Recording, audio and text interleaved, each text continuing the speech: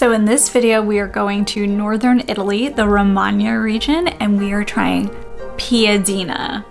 So Piadina is a type of Italian flatbread. It is just this really nice, big flatbread that's a little crunchy on the outside and a little bit doughy on the inside.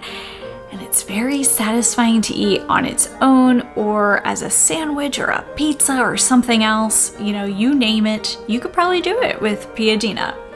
So the first time I had Piadina was when I was visiting my cousin. She lives in a city called Ravenna, which is in the northeastern part of Italy by the Adriatic Sea. The place is full of Piadina. Ravenna is a really cute city to visit. It's really famous for mosaic arts. It's also a UNESCO World Heritage Site for the early Christian monuments of Ravenna. Ravenna is such a cute town. It is a small city of like between 150 and 160,000 people live there. They have a lot of really nice architecture. So when I go, it's like I go and visit my cousin and her husband, cooks us good food and drives us around and makes us laugh, and then we walk around in these like old streets and we go shopping and we go into some really nice cute restaurants and order food that's probably normal to her at this point and like really amazing for me every time I go. So I have these really nice memories of going to Ravenna, and I'm looking forward to being able to go back again someday. So when I was up in New York in July, I decided I'm gonna go look for some Piadina. And it looks like a lot of restaurants that had it had closed during the pandemic, which is really disappointing. But there were some that were still open. There was one in the Garment District, so just north of Penn Station and a bit south of Times Square, called Non Solo Piada. It's on West 37th Street between 8th and 9th Avenues.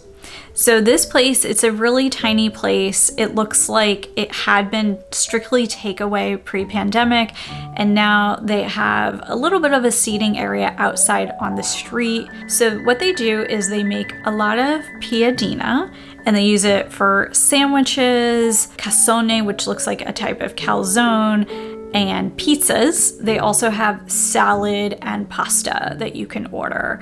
So non solo piada, by the way, it means not only Piadina or not just Piadina, which would account for a few of the other things on that menu. I decided to order the first Piadina sandwich on the menu. It was called the Romagnola. It had prosciutto di Parma, baby arugula, and stracchino cheese. My first thought about the sandwich was the cheese made it. I went for Piadina, but the cheese made it. Like, that melted, soft, mild cheese. I would say it was like a brie. No rind though. So brie sans rind was like kind of like stracchino, and probably some Italian people are gonna get mad at me saying that, but to an American is a very effective description, probably.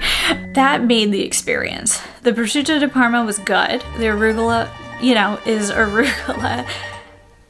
But the Piadina wasn't what I was expecting. This Piadina actually tasted more like a tortilla to me. It was much thinner than I was expecting, more flaky than I was expecting. It didn't, like the Piadina that I had in Ravenna had that toasted crunchy bits on the outside, but in the inside it was still a bit thick. Even though it's a flatbread and it's thin, it still had a bit of a doughy texture on the inside. And this one at Non Solo Piada just didn't have that. It was just straight up thin. Like, it tasted fine. It just wasn't what I had in mind. So if I went into the restaurant thinking I was just ordering a flatbread sandwich and this is what I got, I wouldn't be disappointed at all. I'd think it was good. I'd think it was like a nice alternative to having your typical wrap sandwich or a tortilla that we're pretty used to eating at this point in the United States, it would be a nice alternative to that.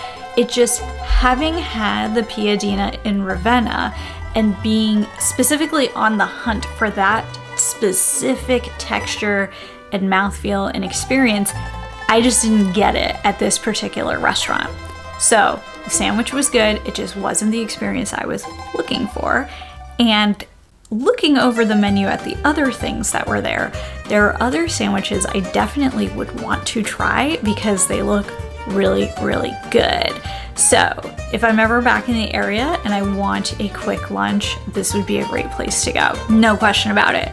Also, my friend got a pasta dish, orecchiette calabrese. Hopefully I said it right.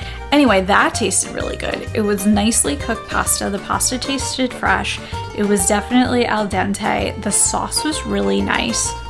You know, that was a really good pasta dish. For Italian food in New York, which is normally way overpriced, the prices here, which were, depending on what you ordered, seemed to be between like $9 and $20, seemed fair for what you were getting, especially considering the location. So I would say if you're in the area and you're looking for this type of cuisine and the quality of the ingredients and flavors, this was a great place to go.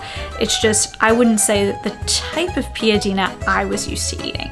Now, I did research Piadina a bit, and it looks like there are many different ways that people like to make Piadina, and it's like you could just cross the street in Italy and somebody might make it a little bit differently. So what they're doing, I'm not gonna say it's incorrect, it just wasn't the same type of Piadina that I remembered eating when I was in Ravenna.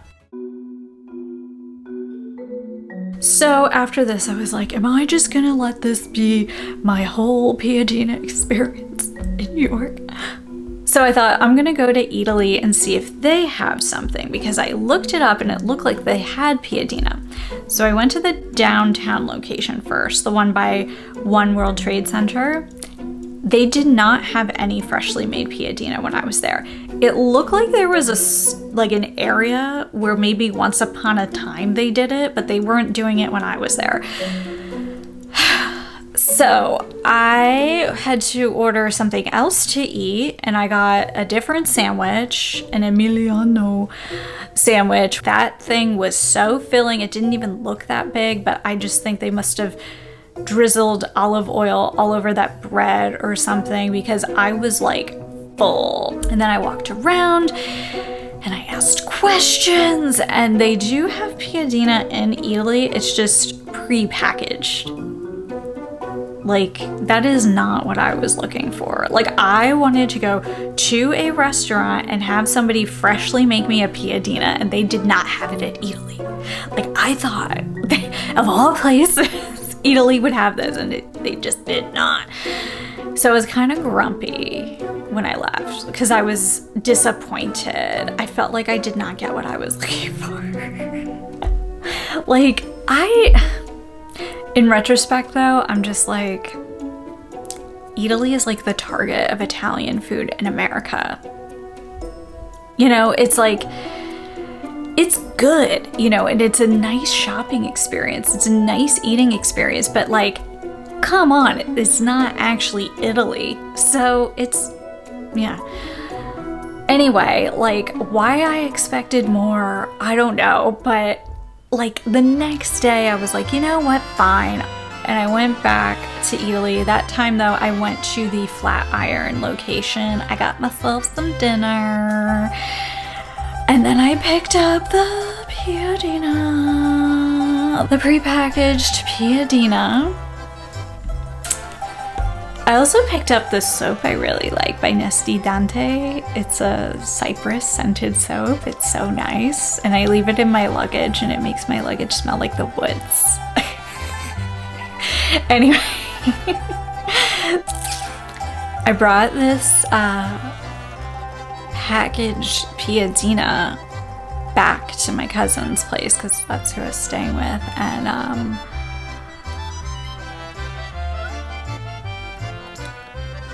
And I made it the next morning for breakfast. And my thought was, well, Piadina has this like slightly chewy texture, like a bagel. Like if I had to describe piadina, I'd be like, imagine you took a bagel and you just flattened it out, right? And toasted it on the outsides, and you had that chewy bagel-y texture in the inside. That would be like a piadina. So I was like, okay, if that works for like smoked salmon and cream cheese, why wouldn't a piadina work for that? So also picked up some smoked salmon at Italy and made my breakfast sandwich with that stuff, and it was forgettable.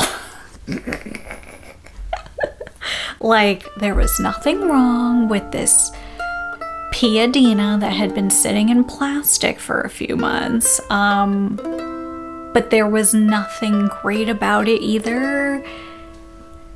Like, if I didn't have the footage of myself making this and eating this, I would have forgotten the whole thing had ever happened. So, if you want to get piadina from Italy, there's no harm in it. Just don't expect any rockets firing. I'd actually recommend you go to Non Solo Piada and you have the full experience of getting all of those nice extra ingredients with the piadina that they make, because it's just much nicer. It's much nicer. Maybe I just don't know how to cook. Maybe I don't know how to spread some cream cheese on a piadina and throw on the salmon. Maybe I just don't know how to do that correctly, but it doesn't look that hard, okay? And just go to the restaurant. I mean, let's be honest, outside of Italy, like, nobody can really seem to pull off their cuisine. Like, I heard apparently there's a saying that when you die, God will ask you, what did you eat? And if you don't say Italian food, he will say, what were you doing?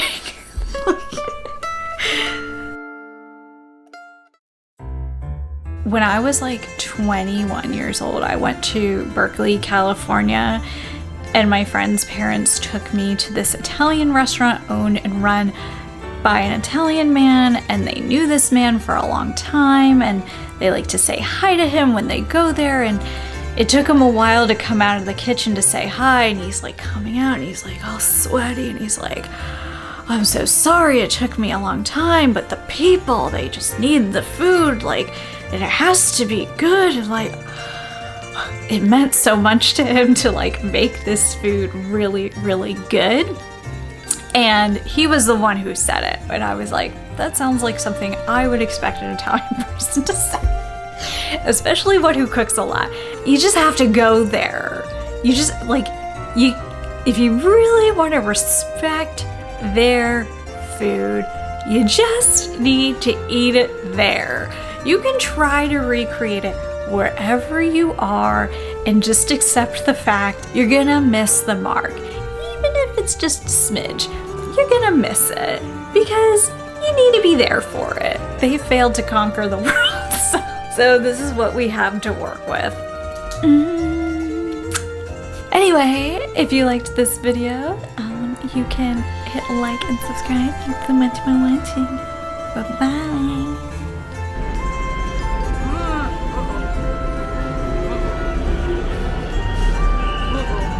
Ready for it.